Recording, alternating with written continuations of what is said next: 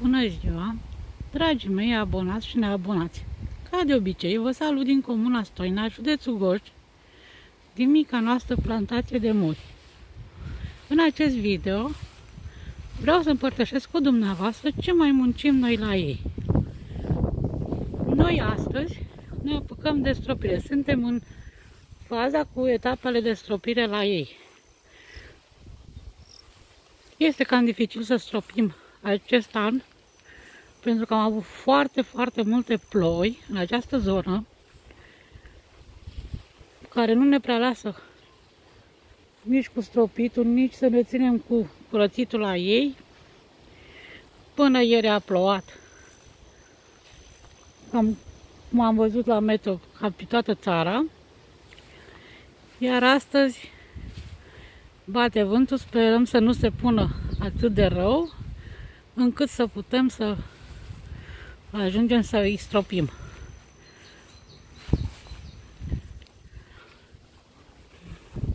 Deci în această etapă de stropire în care ne aflăm noi, îi vom stropi cu, bineînțeles, nelipsitul almagerol, cum am mai spus și în alte videouri. Acesta nu va lipsi niciodată, doar înlocuim insecticidul și fungicidul.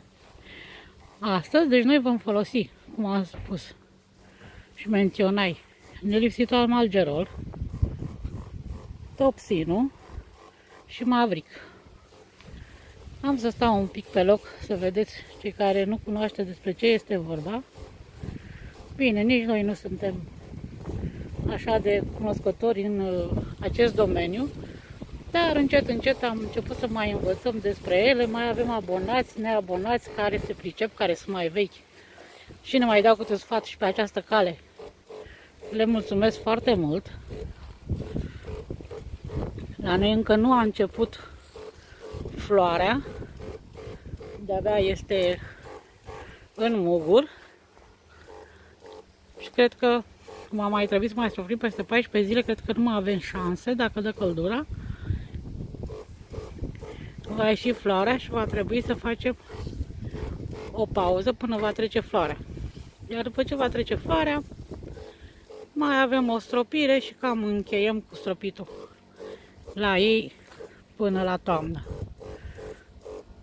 Deci vedeți, se stropesc de jos în sus și în jurul lor, chiar și jos pe pământ, că nu îi afectează, deoarece noi folosim soluții bio.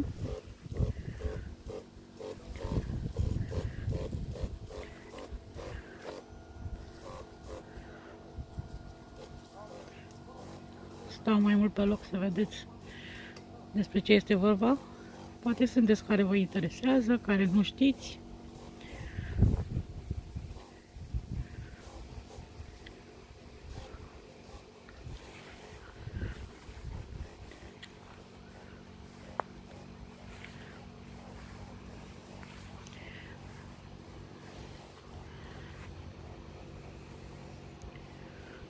Pe unele zone am auzit că deja a făcut floarea la mur.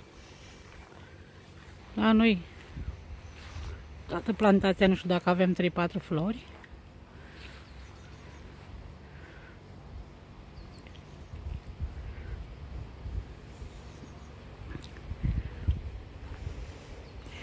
Anul trecut am avut un an foarte dificil la muri în zona noastră.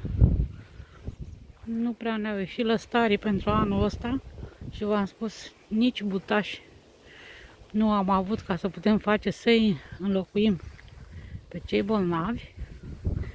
Anul ăsta sperăm să fie un an mai roditor, mai bun, deși cu atâtea ploi au apă, dar n-au căldură. Tot nu e bine. Asta este.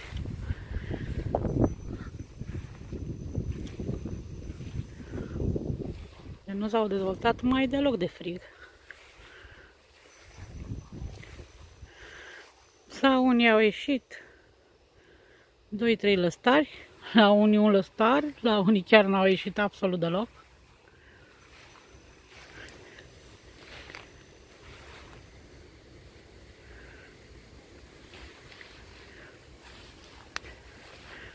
Dar lăstarii care au ieșit viguroși. Ia uite.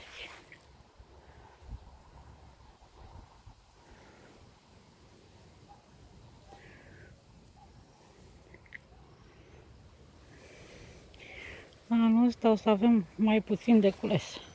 Aici, cum am mai menționat și în video din înainte acestuia, avem un aparat pe ultrasunete pentru a speria cârtițele și alte dăunătoare și chiar pentru animale, pentru că noi nu mai făceam față cu cârtițele pe această tarla.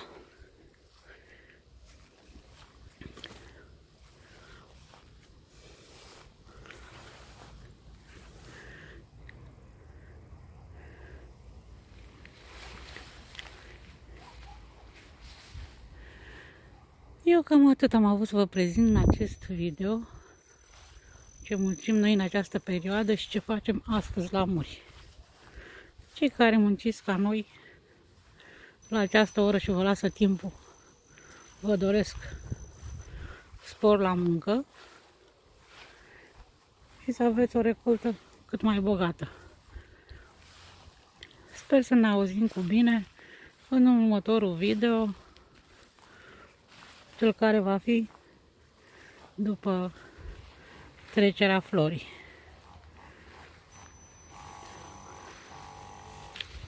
O zi frumoasă, o zi minunată, multă sănătate, la revedere!